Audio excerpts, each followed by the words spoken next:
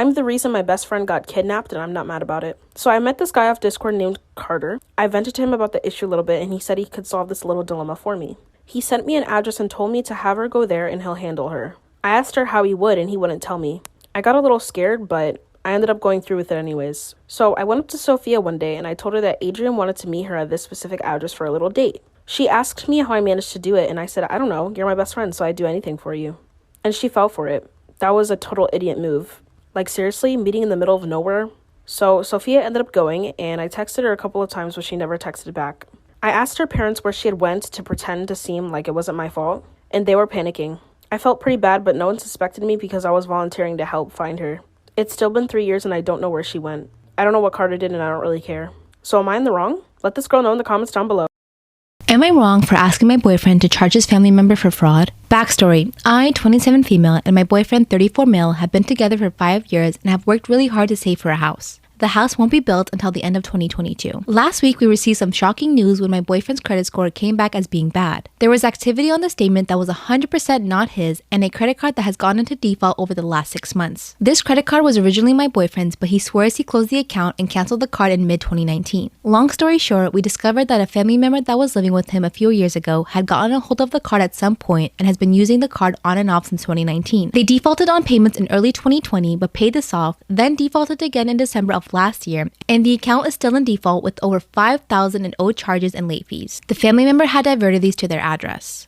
My boyfriend had zero knowledge of this as he hasn't had access to the account after he closed it and hasn't been receiving statements or notices from the bank. We are now unable to successfully apply for a bank loan for our house as they won't lend to my boyfriend with his credit the way it is. Our options are to 1. Proceed with fraud investigations and charges in the family member, allowing us to prove this is no fault of my boyfriend's and successfully secure the loan. 2. Boyfriend pays the debt and we wait at least 2 years from the payoff date for his credit to regain some loss. Option 2 sets us back at least 3 years in starting a family and our lives as homeowners. This will also not allow my boyfriend to secure a bank loan to start up his own business he's been dreaming of starting for a few years. This has devastated us and put a massive delay in our plans. My boyfriend doesn't like conflict and is going with option 2. He isn't even planning on mentioning anything to the family member. He wants it all to go away and thinks this family member is going through a rough time. I want my boyfriend to proceed with fraud charges and investigation. We have worked too hard to not have our dream house and him owning his own business. So am I the for pushing my opinion on my boyfriend? Me, 34, and my husband Hunter, 37, suffered from fertility problems. We recently decided to get a surrogate who's a friend of a friend. We were busy getting everything done legally. We already had a contract in place. My egg was used, so no worries in this regard. Plus, our surrogate is a respectful, kind woman who's been keeping her part of the contract intact. But it's Hunter who started acting strange. I've noticed that he's been focusing all his attention on our surrogate, like skipping work to visit her or get her things that she didn't ask for, chat with her all the time on social media, and also constantly offering to do things for her, like drive her to places and sometimes even invite her out or offer to repair stuff for her. She complained to me about this and even told me about things that he's been doing that I didn't even know about, like bringing her gifts. I tried speaking to him about what this looks like, but he said that he's doing what he's doing for his son and not her. Still, I asked that he tone it down and respect the woman's space. He got mad at me and accused me of being jealous of the woman who's carrying my own child and said that this makes me look bad. I said our surrogate was the one who complained about his behavior and he said that this wasn't true. Apparently this made him somewhat angry, so I gave him time to cool down a bit. Yesterday, our surrogate called me saying that Hunter came over and told her guests to leave. I asked why and she said that he wanted to show her the $9,000 car that he bought for her. I was shocked. She said that she declined the car and asked him to leave, but he started arguing with her about using public transportation and risking our baby's well-being. I was fuming and I called him demanding that he get home and he eventually did. Once he got back, I picked up a fight with him and yelled at him saying that he's been nothing but overstepping, disrespectful, and inappropriate towards the surrogate. Again, he explained that the car wasn't for her but to ensure the baby is safe. I told him to stop disrespecting the woman and stop using the baby as an excuse to stomp all over her boundaries. He ranted about how he was just trying to make this work and I should do the same if not more. He even accused me of not loving our son as much as he does, but this is in the way and putting $9,000 on a car without telling me. He left the house for a while and then he came back and refused to speak to me. I might have been hard on him. He might have just been oblivious, so I'm less sure seeing his reaction now.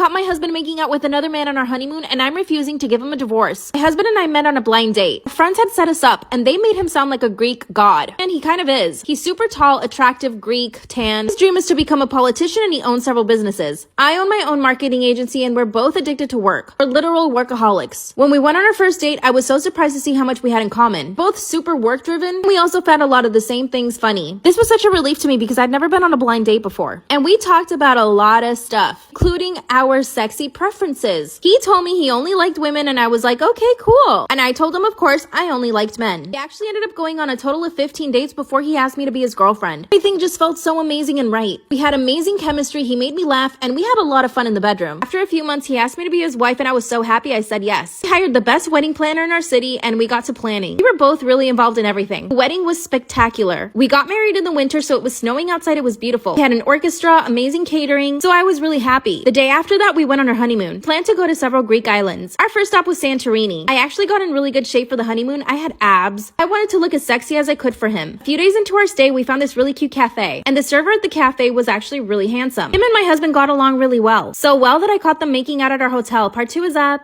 I caught my husband kissing another man on our honeymoon and I'm refusing to give him a divorce. As I walked into the hotel, I could see 2 men kissing in a corner. Obviously, I didn't know it was my hubby, so I turned away. I went straight up to our bedroom and I couldn't find him. I called his cell phone, but there was no answer, so I went right back down to the lobby. And this is when I look again at the 2 guys kissing in the corner. I could only see one of the guys' backs, and obviously I didn't recognize it as my husband. Not until I see my husband's hand creeping up on the back of this guy's neck. And immediately I recognize his hand and the ring. I thought it was a joke at first, until I could see they were passionately making out. I yelled my husband's name and they both turned to look at me. That's when I saw it was the server from the cafe that my husband and I had been going to almost every single morning. The same guy my husband was talking to almost every single day. The server ran out of the hotel. He obviously was not looking to confront me. That's when my husband grabs my arm and takes me to the pool area. And he also said that the server basically forced him to kiss him. I told him he should have been honest with me from the beginning about being attracted to guys, and that the least he could have done was not make out with this guy in the hotel of our lobby. He started to apologize, but I couldn't even talk to him. I still wanted to enjoy the trip, so I got my own hotel room. That very same night, my husband tells me that we should consider a divorce, and that he thinks he might have really serious feelings for the server. I said no. I would be so embarrassed if I go home right now and tell my entire family and friends that my husband left me for another man. Not to mention the fact that he totally wasted my time. I asked him if we could just work this out, and he's asking for an open relationship now. And of course, I'm totally in love with him. We just got married. I'm just so confused. What should I do? Story time about how my family adopted me for the sickest reason ever. So I was 9 years old and I started to wonder if I was getting too old to be adopted, and I started to feel really unwanted. Until this lovely Caucasian family came to adopt me. I had a new brother, they lived in the suburbs, everything was going good. Until one day after they showed me around the house, they said, all right, hop in the car, we're going to show you around the town. Now as a 9-year-old, I genuinely don't really care what's around the town, but I did it anyway. After all, they were my new parents. So after we're driving for about 30 minutes, I noticed the area is starting to look more and more trashy. I was getting scared that they were going to drop me off and leave me abandoned somewhere. I didn't know what was going on. So we pull up next to this corner store where this man is standing outside the convenience store. He walks up to the window, he talks to them a little bit, and he looks at me and says, hi. I said, hi. He's like, so we're going to be working together. Y'all, by working together, he meant he was going to be my... There was a lady who heard this and she was walking out of the convenience store. She ran up to the window with full concern and asked me how old I was. She took me out the car and later adopted me. Those people wanted me to pay off their credit card debt.